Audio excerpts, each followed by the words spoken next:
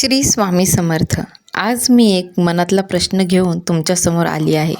कदाचित हा प्रश्न तुमच्याही मनात असेल. मी एवढी सेवा करते, नामस्मरण करते, दिवा लावते, उपासना करते, तरीही स्वामी मला अनुभव का देत नाही? आपण बोलतो ना, स्वामी माझी ही इच्छा पूर्ण करा, स्वामी मला एकदा तरी तुमचा संकेत द्या. पण दिवस जातात, महिने जातात आणि काहीच घडत नाही.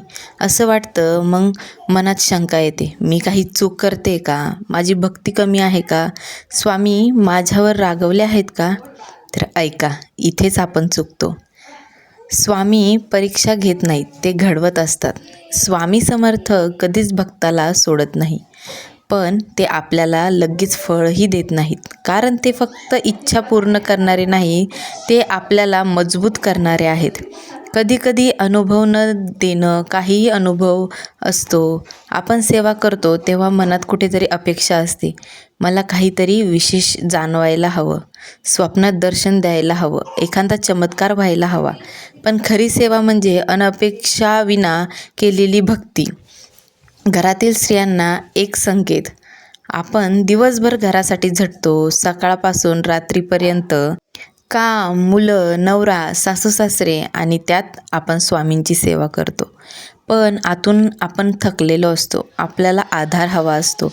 एक छोटीशी खूण हवी असते. स्वामी माझ्यासोबत आहे. माझ्या बहिणींनो, स्वामी तुमच्या श्वासात आहे, तुमच्या सहनशक्तीत आहे, तुमच्या शांततेत आहे.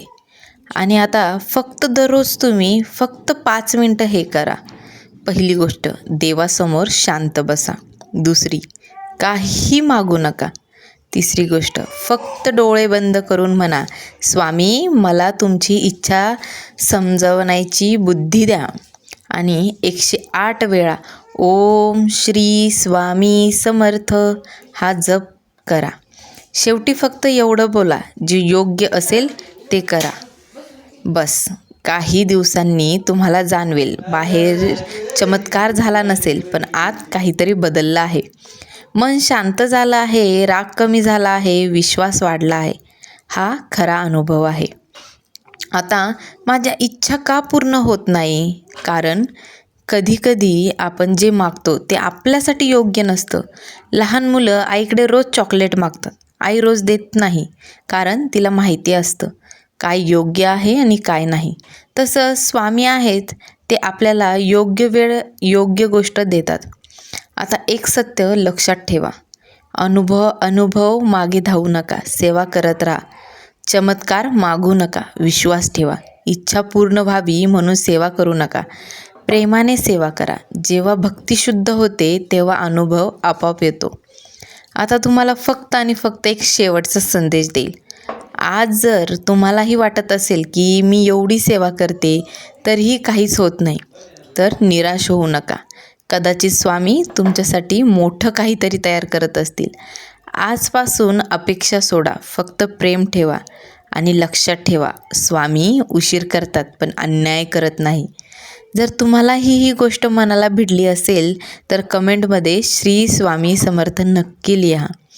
आणि मी तुमच्यासाठी प्रार्थना करेल की स्वामी माझ्या त्या प्रत्येक स्वामी भक्ताची इच्छा पूर्ण करा, जो की योग्य तुम्हाला मागतोय. आणि मी प्रत्येक इच्छेमध्ये एकच मागते की स्वामी कोणत्या स्त्रीला आईपणाच्या सुखापासून वंचित ठेवू नका. बस एवढंच होतं आजचं. श्री स्वामी समर्थ.